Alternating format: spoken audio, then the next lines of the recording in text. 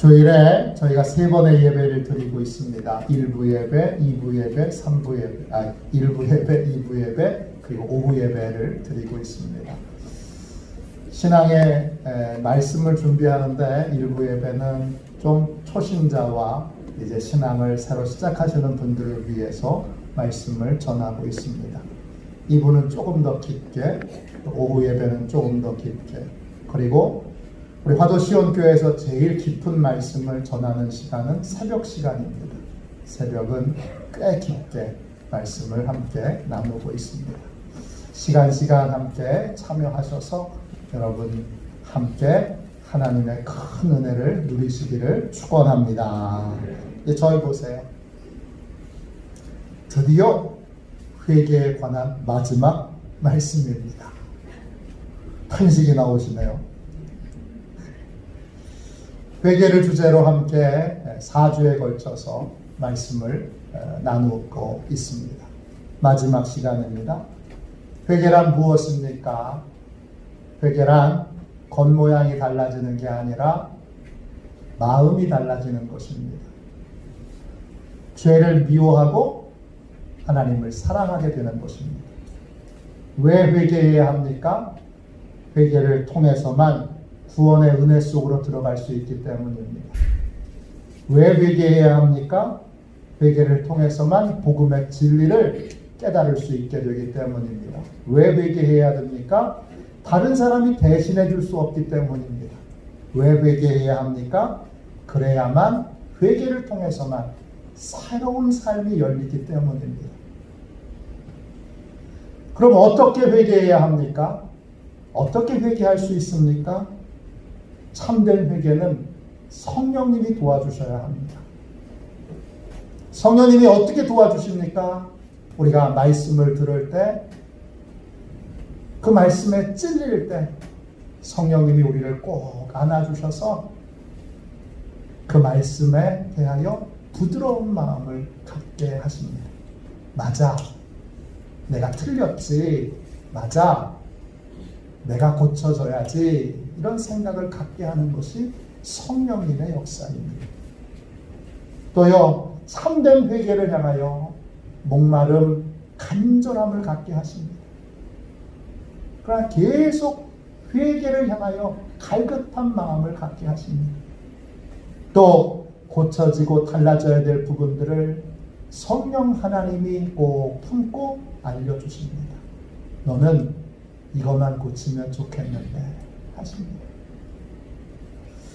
그러면 어떤 회개의 과정을 우리가 회개의 길을 걸어가야 합니까? 회개는 예수 믿고 구원받기 위해서만 필요한 것이 아닙니다. 구원받은 이후에도 우리는 회개의 삶을 살아야 합니다. 성경이 알려주는 회개는 구원으로 들어가는 문이면서 동시에 성령 하나님과 함께 새롭게 내가 빚어지는 것입니다. 만들어지는 것입니다. 내가 재창조되는 것입니다. 회개의 과정에서 그러므로 제일 중요한 건 뭘까요? 성령님께 순종하는 것입니다.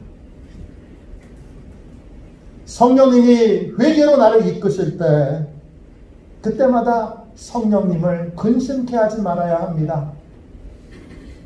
거역함으로 성령님을 근심케 하고 거역함으로 성령님을 탄식케 하지 말아야 합니다. 그러면 성령님은 우리를 어디로 인도하실까요?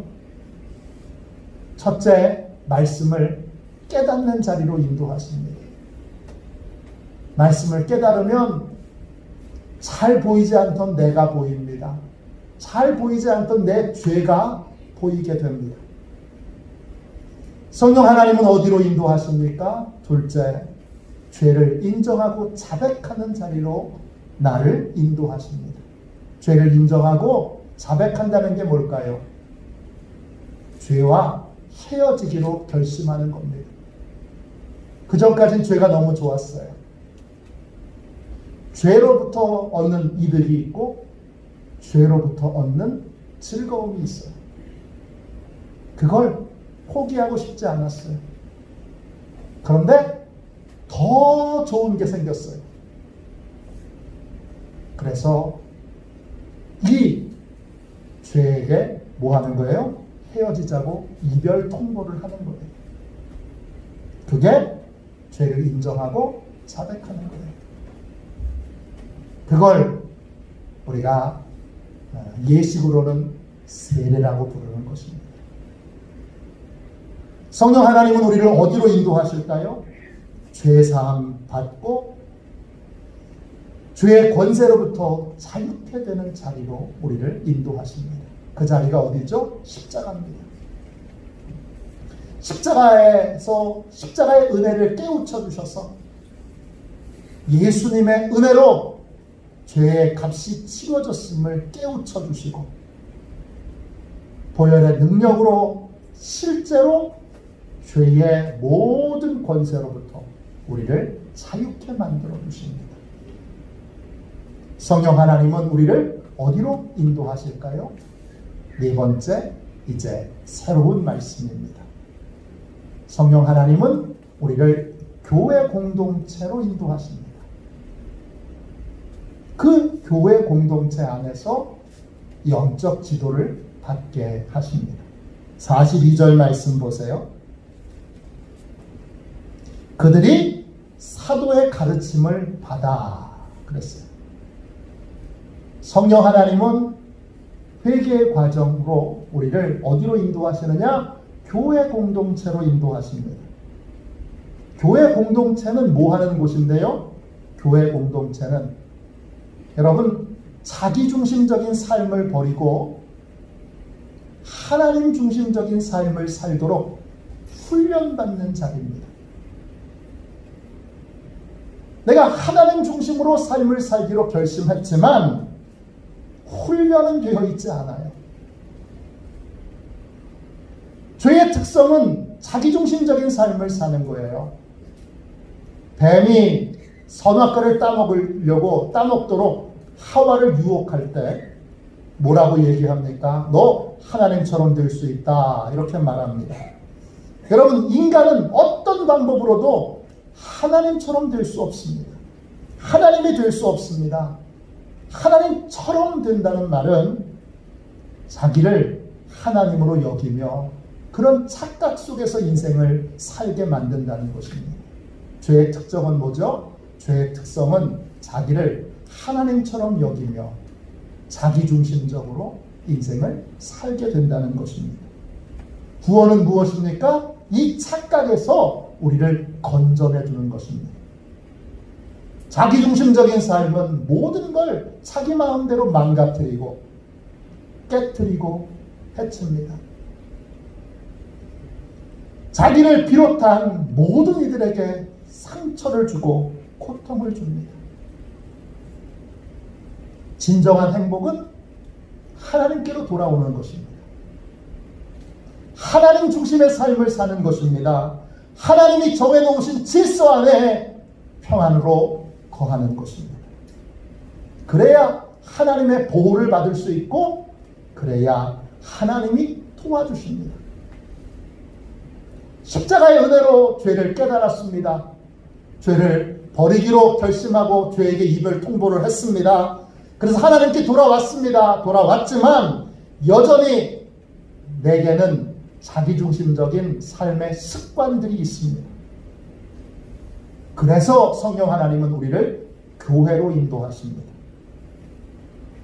교회 공동체에 여러분 모든 성도들은 반드시 머물러 있어야 합니다.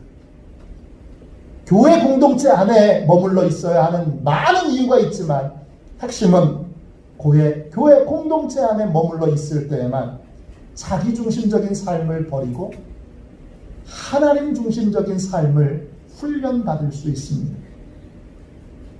교회 공동체는 내가 중심이 아니라 내가 부분되는 훈련을 하는 장소입니다. 예수님께서 머리가 되시고 나는 지체이고 부분이 되어 다른 지체들과 함께 연합하는 것을 훈련해야 합니다. 그것이 바로 교회 공동체입니다. 이런 훈련을 통해서 내 속에 남아있던 자기중심적인 삶의 습관과 태도들이 고쳐집니다. 그래서 교회 공동체 안에서 오랫동안 부딪혀서 고쳐진 사람은 좋은 남편이 됩니다. 좋은 아내가 됩니다. 좋은 엄마가 됩니다. 좋은 아빠가 됩니다. 왜냐? 자기중심적인 삶의 태도들이 교회 공동체 안에서 계속 고쳐지고 있기 때문입니다. 성령 하나님께서 교회 공동체로 인도하셔서 자기중심적인 삶의 태도와 자세를 고치도록 하나님이 교회 안에 세우신 권위들이 있습니다. 우리는 그 권위에 순종하는 법을 배우게 됩니다. 또 교회 공동체 안에서 하나님의 말씀으로 가르침을 받습니다. 그 가르침을 겸손과 온유로 받아들이는 훈련을 받게 됩니다. 그렇게 되므로 좋은 아빠가 되는 것이죠. 좋은 엄마가 되는 것이죠. 좋은 남편이 되는 것이죠. 좋은 아내가 되는 것입니다. 조선시대 보찜을 짊어지고 다니면서 장사를 하는 사람들을 보부상이라고 부릅니다. 충청남도 예산군 덕산면에 가면 우리나라 최대의 보부상 마을이 있습니다. 조선시대 보부상들은 양반이 아니기 때문에 천대받고 멸시받았지만 보부상으로서 스스로 규칙을 정해서 보부상 간의 단결과 타인에 대한 예의와 배려를 지키며 시장 질서를 유지하고 있었습니다. 그래서 굉장한 자부심들이 있었어요. 이 보부상들의 규칙을 한마디로 말하면 다음과 같습니다. 콩이 되지 말고 메주가 되라. 이겁니다. 따라해 보세요. 콩이 되지 말고 메주가 되라. 콩이 되는 건 어떤 거냐? 자기 이익만을 생각하여 시장 질서를 깨트리는 거예요. 그러면 모두가 다 공멸하게 돼요. 함께 살도록 어떻게 해야 돼요? 여러분, 삶아지고 으깨져서 뭉쳐져야 되는 거예요. 내 이익만 챙기는 사람이 아니라 다른 사람의 이익도 챙겨줄 수 있는 그러한 사람이 되는 거예요. 이게 매주가 되는 거예요. 성령 하나님께서 우리를 교회 공동체로 인도하시는 것도 콩이 아니라 매주가 되라는 거예요. 교회 안에서 성도들은 말씀으로 삶아지고 으깨져서 한 덩어리가 되어야 돼요. 그래야 하나님 중심적인 삶을 머리로 아는 사람이 아니라 삶으로 살아내는 사람이 될 수 있는 거예요. 그래서 성령 하나님이 여러분을 화도시온교회에 보내주신 거예요. 하나님이 그래서 저를 화도시온교회에 보내주신 거예요. 우리 다 함께 콩이 되지 말고 매주가 됩시다. 매주 목사, 매주 장로, 매주 권사, 매주 집사, 매주 청년, 매주 성도가 됩시다. 할렐루야, 할렐루야. 성령 하나님은 우리를 어디로 인도하십니까? 다섯 번째, 용서의 자리로 인도하십니다. 42절 말씀 다시 보세요. 중간에 이렇게 되어 있습니다. 서로 교제하고 그랬어요. 교회 공동체는 자기중심적인 습관이 남아있는 사람들이 서로 만나서 하나님 중심의 삶을 연습하고 훈련하는 곳입니다. 그러니까 교회에서 만나는 모든 성도들 안에는 자기중심적인 습관들이 남아있어요. 서로 교제를 할 때마다 뭐가 생기지요? 상처가 생겨요. 우리는 교제를 통하여 상처를 주고받게 됩니다. 상처는 어떤 특징이 있지요? 상처는 교제를 멈추게 합니다. 에이, 안 만나? 에이, 내가 저 사람 아니면 얘기할 사람이 없나? 이게 상처의 작동이에요. 그러면 영적인 성장도, 영적인 훈련도 멈추게 됩니다. 교회 공동체 안에서 교제는 계속 여러분 이어져야 됩니다. 교제가 계속 이어지도록 상처가 극복되고 치유되어야 하는데, 그 상처가 극복되기 위하여 필요한 것이 용서입니다.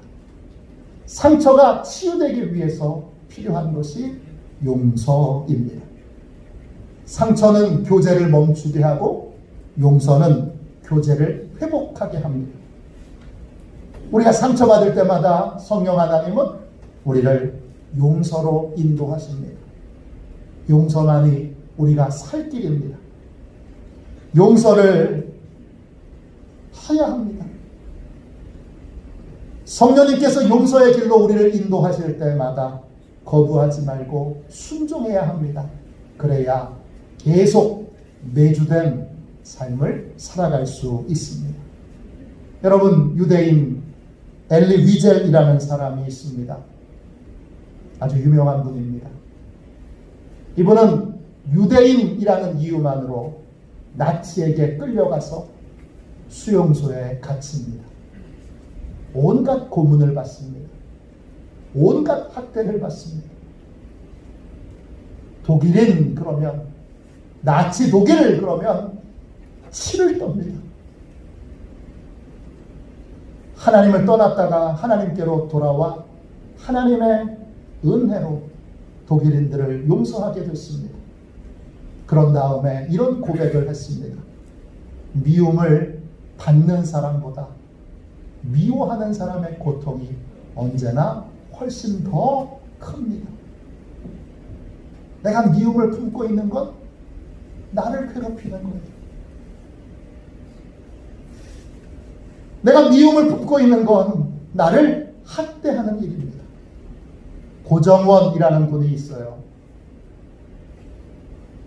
2003년도 희대의 살인마 유영철에게 어머니, 아내, 그리고 5대 독자인 아들을 한꺼번에 잃었습니다. 가족 3명을 한꺼번에 잃고 고정원 씨는 살 소망을 잃어버렸습니다. 몇 번 자살을 시도했고 고통을 잊어버리기 위해서 별별 짓을 다 했습니다. 그런데 도무지 그 고통에서 벗어날 수가 없습니다.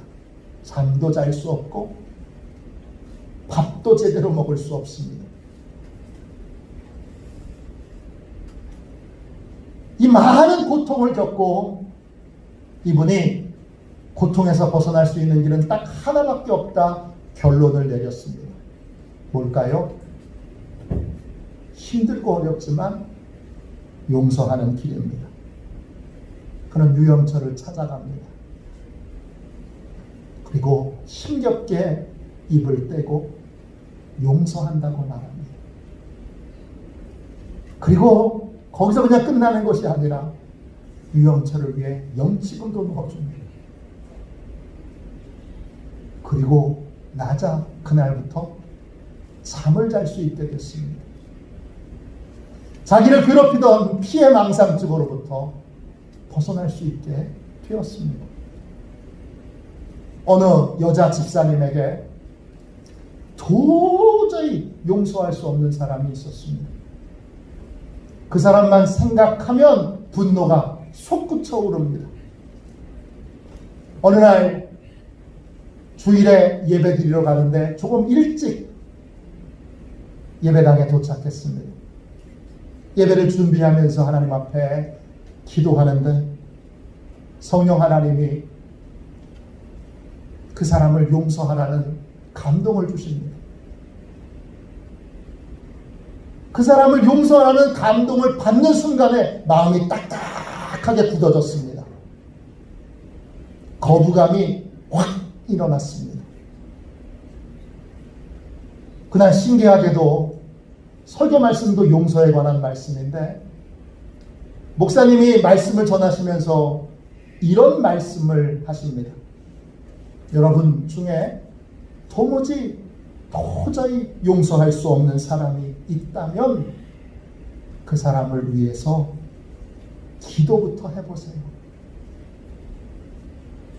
그 설교를 듣고 이 여자 집사님이 그래, 용서는 못하지만 기도는 할 수 있지. 그래서 그 사람을 위하여 기도하기로 결심합니다. 그리고는 용서할 수 없는 그 사람을 위해서 기도하기 시작합니다. 한참을 기도하는데 이상한 일이 벌어집니다. 그 사람을 향하여 긍휼의 마음에 들기 시작합니다. 불쌍히 여겨지는 마음이 들고, 그리고 조금 지나 그 사람과 그 사람의 가정과 자녀들을 위하여 축복하는 기도가 나오기 시작합니다. 어느새 눈물이 쏟아지게 됐고 눈물 콧물 쏟으면서 한참을 축복하면서 기도하는데 속에서 이런 소리가 들렸습니다. 처음 듣는 소리였습니다. 속이 후련하다. 자기가 하는 소리가 아니었습니다. 속이 후련하다. 진짜 속이 후련해졌습니다. 남편도 함께 기도하고 있었는데 남편도 이런 고백을 합니다. 나도 그 사람을 용서할 수 있게 됐습니다.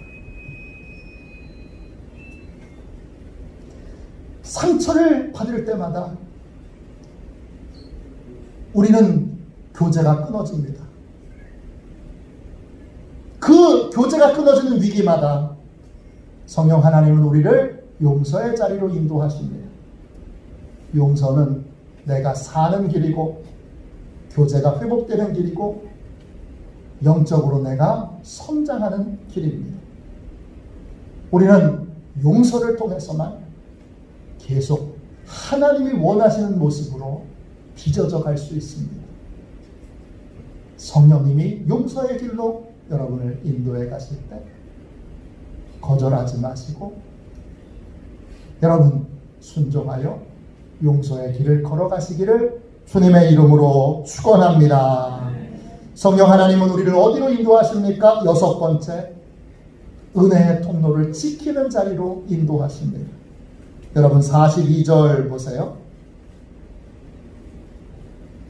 그들이 사도의 가르침을 받아 서로 교제하고 그 다음에 뭐 합니까? 떡을 뗍니다. 떡을 뗀다는 건 밥을 나눠 먹었다는 뜻이 아니라 성만찬에 참여했다는 말입니다.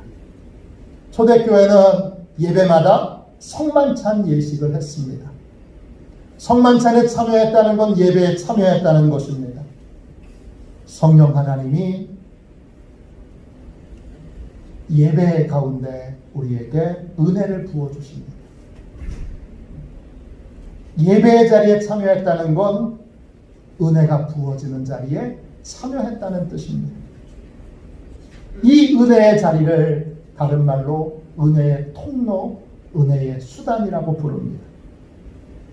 하나님께서는 우리에게 많은 은혜의 통로를 주십니다.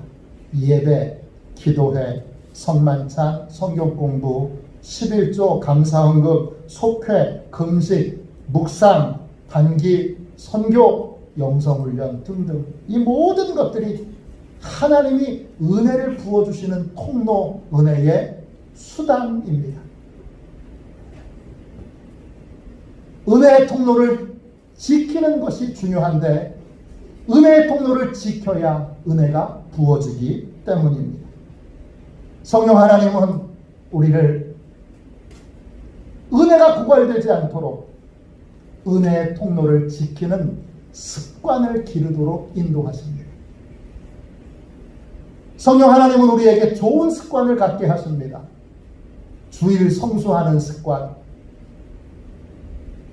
새벽기도 드리는 습관, 말씀 묵상하는 습관, 속회 드리는 습관, 11조 드리는 습관, 감사헌금 드리는 습관, 금식하는 습관, 성경 공부 함께하는 습관 등등 좋은 습관을 갖게 하십니다.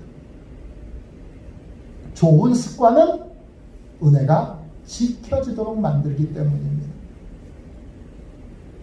코로나 등등 아무리 흔들어도 주일 성수 습관을 가지고 있는 분들은 주일 성수 습관을 성령 하나님에 의해 훈련받은 사람들은 여러분 예배에 나오게 되어 있습니다.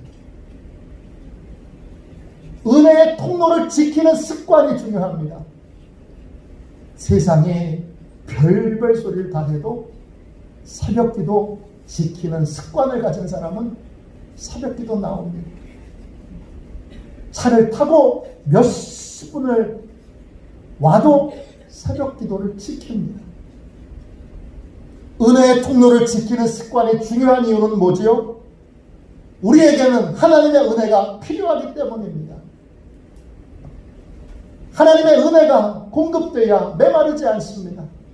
하나님의 은혜가 공급돼야 풍성한 은혜의 삶을 살 수 있습니다. 풍성한 은혜, 메마르지 않는 은혜를 공급받기를 원한다면 반드시 은혜의 수단, 은혜의 통로를 지키는 습관을 가져야 합니다. 리포엄드 신학교의 설교학 교수인 스티븐 브라운이 성만찬에 대해서 이런 말을 했습니다. 세상은 잊기 위해서 마시지만 성도는 기억하기 위해 마신다. 세상 사람들은 고통 때문에 고통을 잊으려고 한잔합니다. 그런데 우리가 성만찬에 참여하는 이유는 예수 그리스도의 십자가의 사랑과 희생을 기억하기 위해서입니다. 성만찬에 참여할 때마다 우리는 십자가의 사랑을 기억하게 됩니다. 은혜의 통로는 은혜에 대한 감격을 회복하게 합니다. 은혜의 통로는 은혜가 주는 기쁨을 회복하게 합니다. 교회에 출석하기 시작하면서 늘 기도로 살던 어머니가 계십니다. 어느 날부터 기도회에 나가지 않으십니다. 새벽기도, 철야기도, 산기도, 기도 모임은 빼지 않고 빠지지 않고 참석하셨던 어머니였는데 새벽기도 시간이 돼도 집에 그냥 계십니다. 아들이 궁금해서 물었습니다. 엄마, 왜 교회 안 가? 어머니가 이렇게 대답합니다. 나 이제부터 집에서 기도하기로 했다. 힘없이 이렇게 말씀하시고는 어머니가 방으로 들어가시는데 금방 통곡하는 기도 소리가 들립니다. 하나님, 아무개 집사가 기도 열심히 해도 별거 없다고 말합니다. 제가 봐도 그렇습니다. 난 부끄러워서 하나님 기도 못하겠습니다. 너무 창피해서 교회 가서 기도 못하겠습니다. 집에서 기도해야지 했던 어머니가 일주일 만에 다시 교회에 나가기 시작하십니다. 도저히 집에서는 기도가 안 된다고 말씀하시고는 다시 열심히 새벽기도, 철야기도, 산기도 다니십니다. 이렇게 열심히 기도하던 어머니의 아들이 목사가 됐습니다. 그 아들은 목회를 하면서 목회 현장에서 어머니의 기도가 거의 매일 응답되는 것을 경험하게 되었습니다. 물론 어머니는 이미 돌아가신 상태입니다. 은혜의 통로를 지키면 은혜는 반드시 임하게 됩니다. 10년 동안 하루도 빼지 않고 하루 1시간 이상 기도하는 남자 권사님이 계십니다. 이분은 장의자에 이렇게 똑바로 앉아서 기도하시지 않고 기도 시간만 되면 옆으로 몸을 돌려서 장의자 위에 무릎을 꿇고 흔들면서 기도하십니다. 어느 날 아내가 남편의 발을 이렇게 보니까 남편의 발이 흉측하게 일그러져 있습니다. 아내가 남편에게 이렇게 묻습니다. 여보, 당신 발이 왜 이래? 어디 아픈 거야? 남편에게 이 질문을 하는 순간에 아내는 금방 깨달았습니다. 그 발은 기도로 살아간 남편의 기도 흔적입니다. 그걸 깨달아지니까 아내가 가슴이 뭉클해졌습니다. 아내는 냄새나는 남편 발을 꼭 붙잡고 이렇게 말했습니다. 이 발 덕분에 우리 가정이 행복하게 사는 거네.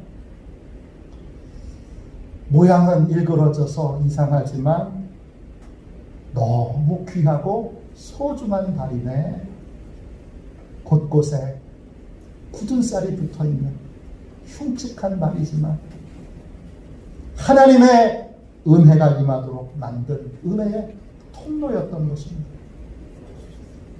1917년 여러분 러시아의 공산혁명이 일어납니다. 1000년 동안 유지되던 러시아 교회가 다 문을 닫았습니다. 공산당들은 교회 건물들을 공산당 당사로 쓰든지 노동자 숙소로 쓰든지 그렇게 개조해서 썼습니다. 심지어 어떤 교회는 스케이트장으로 그렇게 만들기도 했습니다. 세월이 한참 후에 그때의 일을 기억하던 많은 사람들이 이렇게 말했습니다. 교회 문을 닫았더니 모든 문이 닫혀버렸다. 교회 문을 닫았더니 모든 문이 닫혀버렸다. 은혜의 통로는 반드시 지켜져야 합니다. 왜 그렇습니까? 여러분, 은혜가 고갈되는 순간 모든 것이 끝나기 때문입니다. 코로나 한국이 대응을 잘했다고요? 왜 잘했는데요? 어떻게 잘하게 됐는데요? 하나님이 은혜 베풀어 주셨기 때문입니다. 우리는 우리 힘으로 사는 사람들이 아니에요. 지금까지 우리는 우리 힘으로 살아온 게 아닙니다. 우리는 하나님의 은혜로 살았습니다. 하나님의 은혜로 살았다고 말로는 고백해놓고 정작 은혜의 통로를 지키려고 들지 않는, 은혜의 통로를 지키는 습관을 기르려고 하지 않는 우리들은 이 부분에서 회개해야 됩니다. 은혜의 통로를 지키는 습관을 길러야 합니다. 여러분, 새벽기도 나오는 습관을 길러야 됩니다. 특세라도 나오셔야 되고 일주일에 한 번이라도 나오셔야 되고 정 어려우면 한 달에 한 번이라도 나오셔야 됩니다. 왜 새벽기도는 맨날 다른 사람의 몫입니까? 왜 다른 사람만 새벽에 나와서 부르셔서 기도해야 합니까? 저녁에 교회 홀로 와서 기도하는 건 어느 권사님, 어느 집사님의 몫입니까? 왜 그 집사님과 그 권사님만 저녁에 와서 기도해야 됩니까? 은혜의 통로를 지키는 습관을 길러야 합니다. 그래야 은혜가 계속 부어질 수 있습니다. 우리는 성령님의 인도하심을 따라 예배하는 습관, 기도하는 습관, 말씀 묵상하고 공부하는 습관, 속회드리는 습관, 11조 드리는 습관, 금식하는 습관, 봉사하는 습관 등등등등 이런 걸 길러야 됩니다. 그래야 은혜로 충만한 삶을 살 수 있기 때문입니다. 성령 하나님은 우리를 어디로 인도하십니까? 마지막 7번째, 선교와 구제의 자리로 인도하십니다. 40절, 41절 말씀 보세요. 40절입니다. 41절까지 제가 읽겠습니다. 또 여러 말로 확증하며 권하여 이르되 너희가 이 패역한 세대에서 구원을 받으라 하니 그 말을 받은 사람들은 세례를 받음에 이날에 신도의 수가 3,000이나 더하더라. 성령 하나님은 우리를 전도와 구제의 자리로 인도하십니다. 패역한 세대였던 내가 전도자들의 전도를 통하여 구원받았듯이 우리도 패역한 세대를 향한 전도자들이 되어야 합니다. 이때 전도는 반드시 구제와 함께 갑니다. 전도는 영혼을 향한 사랑이고 사랑은 말로만 하는 것이 아니기 때문입니다. 웨슬리 목사님은 이런 말씀을 하셨습니다. 당신의 돈주머니가 회개하지 않으면 당신의 회개는 믿을 수 없다. 웨슬리 목사님은 돈의 사용이라는 설교에서 이런 말씀도 하셨습니다. 할 수 있는 대로 많이 버십시오. 할 수 있는 대로 많이 저축하십시오. 그리고 할 수 있는 대로 많이 나눠 주십시오. 당신의 돈을 하나님께 드리고 이웃들에게 주십시오. 당신과 당신의 가족들을 위해 필요한 만큼 적절하게 공급하고 그 다음은 믿음의 식구를 위하여 기회가 있는 대로 모든 사람을 위해 너그러이 주십시오. 이것이 당신의 돈을 거룩하게 사용하는 길이며 하늘과 땅에서 참된 행복과 영원한 생명을 보장받는 유일한 길입니다. 성령 하나님은 모든 그리스도인을 전도의 사람, 구제의 사람으로 인도하십니다. 전도가, 구제가 삶의 이유가 되고 삶의 목적이 되는 사람, 그 사람이 바로 성령의 사람입니다. 말씀을 이제 총정리하겠습니다. 회개는요, 한두 가지가 달라지는 것이 아닙니다. 내 삶 전부가 송두리째 달라지는 것입니다. 하나님께서 원하시는 사람으로 내가 새롭게 빚어지는 것입니다. 성령 하나님께서 하나하나 우리를 인도하십니다. 7가지의 그 모습 가운데 나는 첫 번째가 부족할 수도 있고 나는 5번째가 부족할 수도 있고 나는 7번째가 부족할 수도 있습니다. 성령님의 인도하심을 따르십시오. 성령보다 앞서지 마시고 성령의 인도하심을 겸손히 따르십시오. 성령을 거역함으로 성령님을 근심케 하지 마십시오. 성령님은 우리에게 무엇이 필요한지를 잘 아십니다. 깨달아야 될 말씀이 있으면 성령님은 말씀을 깨닫는 자리로 인도하십니다. 결별해야 될 죄가 있으면 주님은 죄를 인정하고 자백하는 자리로 인도하십니다. 죄 용서하며 확신이 필요하면 성령님은 십자가로 우리를 인도하십니다. 성령님은 우리에게 어느 교회 공동체가 가장 알맞은지를 잘 아십니다. 성령님은 가장 알맞은 교회 공동체로 가장 알맞은 주의 종으로 우리를 인도하십니다. 여러분, 용서할 때 성령님을 거역하지 마십시오. 용서해야 할 때 용서를 뒤로 미루지 마십시오. 은혜의 통로를 지키는 습관을 성령님이 기르게 하실 때 귀찮아하지 마십시오.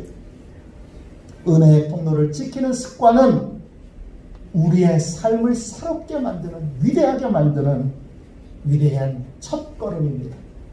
전도와 구제로 이끄실 때에는 인색한 마음을 품지 마십시오. 시간 아까운데, 돈 아까운데 그러지 마십시오.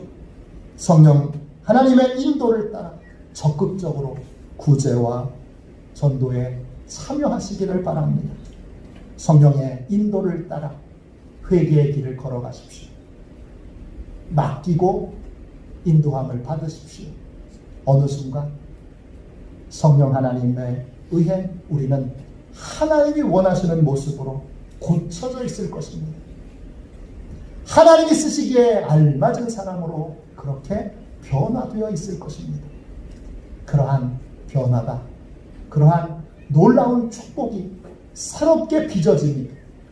회개를 통하여 성령 하나님의 은혜로 저와 여러분 모두에게 있기를 주님의 이름으로 축원합니다. 축원합니다. 우리 함께 이 시간 회개하는 삶을 살도록 성령님보다 앞서지도 성령님보다 뒤처지지도 않고 성령님을 인도를 따라 이 7가지의 회개 과정을 겸손히 받는, 겸손히 따르는 인생이 되도록 우리 함께 기도하겠습니다. 기도합니다. 하나님 아버지 주님 은혜와 사랑을 감사합니다.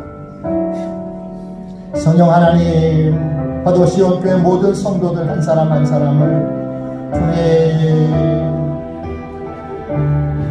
이끌어 주시고 인도하여 주옵소서.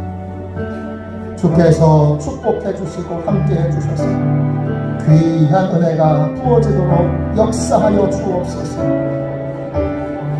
아버지여 주님 은총과 은혜를 내려주시고 하나님 복과 은혜를 내려주셔서 아버지여 주님 하나님의 크신 사랑과 은혜로 주님 변화되기 원합니다.